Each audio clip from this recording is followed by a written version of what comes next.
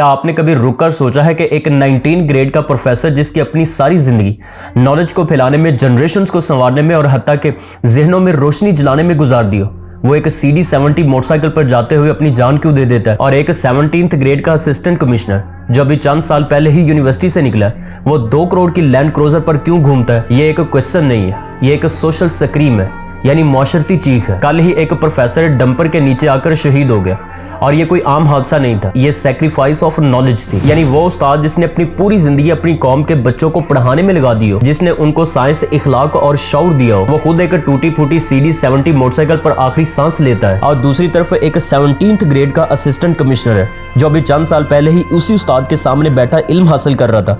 आज 2 करोड़ की land cruiser में 6 पुलिस कमांडोज के पहरे में रेडी वालों के टमाटर और प्याज फेंकने में मसरूफ है। हो सकता है ये क्वेश्चन मेरा और आप सबका कॉमन हो कि जहाँ पे इल्म देने वाला फकीर और पावर वाला बादशाह हो, जहाँ उस्ताद का पसीना मुल्क बनाता है लेकिन इसका खून सड़कों पर बहा दिया जाता है। एजुकेशन एक्सपर्ट्स ये कहते हैं कि किसी भी कौम की ट्रू प्रोग्रेस उस वक्त शुरू होती है जब उस कौम के उस्ताद की रिस्पेक्ट, सैलरी और प्रोटेक्शन सबसे अव्वलीन तरजीह होती है। प्रोफेसर आरिफ जावेद कहते हैं, अगर उस्ताद गुर्बत में रहेगा तो इल्म भूख से मर जाएगा। और वाकई ऐसा है। हमारा उस्ताद क्लास में बच्चों को ईमानदारी, दयानत और उसूल सिखाता है, लेकिन जब वो खुद जिंदगी में नाइंसाफी देखता है तो इसका दिल खून के आंसू रोता है। दुनिया के तरक्की याफ्ता ममालिक को देखें, फिनलैंड को ही देख लीजिए जिसमें टीचर्स सबसे मुअज़्ज़ज़ तबका है। जापान में स्टूडेंट्स टीचर को खड़े होकर झुककर सलाम करते हैं और जनूबी कोरिया में एक टीचर की सैलरी जज या इंजीनियर के बराबर होती है, क्योंकि वो जानते हैं कि उस्ताद ही उनके फ्यूचर की बुनियाद रखता है। इसीलिए इन ममालिक ने एजुकेशन में इनकलाब बर्पा किया। इनकी कौमें बाशऊर है और इनका सिस्टम मजबूत बना, लेकिन अनफॉर्चुनेटली हमने उस्ताद को कमजोर, डिपेंडेंट और मजबूर बना दिया। अब जरा एक नजर अपने मुल्क पर डालें कि जहाँ पे एक 19 ग्रेड का प्रोफेसर 6 लाख की मेहरान गाड़ी नहीं खरीद सकता, जबकि एक 14th ग्रेड का SHO 10 करोड़ के घर में रहता है, और एक 12वें ग्रेड का पटवारी जिसकी अपनी माहाना तनख्वाह तकरीबन 50,000 तक होती है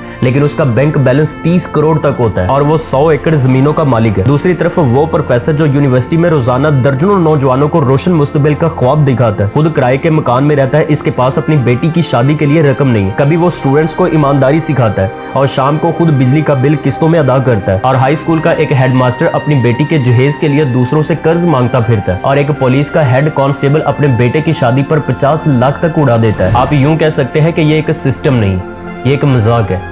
इल्म के साथ, इंसाफ के साथ और खुदा के कानून के साथ हमें ये फैसला करना होगा, क्या हम इस निज़ाम के गुलाम बनकर रहेंगे जहां ताकतवर ही सब कुछ है, या हम वो कौम बनेंगे जो अपने उस्ताद को एक कौमी हीरो माने। अगर हमने अब भी उस्ताद की कदर न की तो आने वाली नस्लें अंधेरों में भटकेंगी। जो कौम अपने उस्ताद को CD70 मोटरसाइकिल पर छोड़ देती है, वो कौम कभी तरक्की की लैंड क्रूजर पर नहीं बैठ सकती। मेरी सिर्फ इस सोसाइटी से इतनी रिक्वेस्ट है कि उस्ताद को सिर्फ सैलरी न दे, बल्कि उसे इज्जत, तहफ़्फ़ुज़ और प्राइड दे, क्योंकि वो सिर्फ एक इंसान नहीं है, बल्कि ये वो लैंप है जो एक दफा बुझ गया तो पूरी कौम अंधेरों में डूब जाएगी।